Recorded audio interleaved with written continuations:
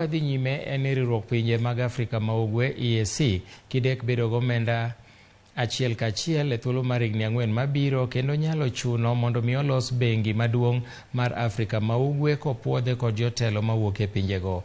Jagoro maduong' mar East Africa Community Peter Mathuki owacho ni ondamo ma kamano biro ting'o malo weche mag ohala kod wuotho mar oganda e kind pinjego.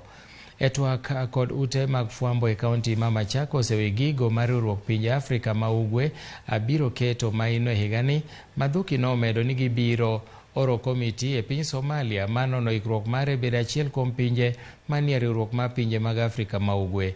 Pinje ma jokanyo mag Afrika ma Ugwe opuoyo chier mar ohala e kinde ma bende chenro mag COVID-19 nombeko ohala.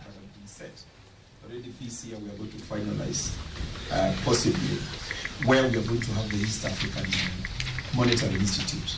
This is the institution that is going to create a roadmap for having one currency. A community now that spans from all the way from Indian Ocean to the Atlantic. And therefore, to trust us is now there.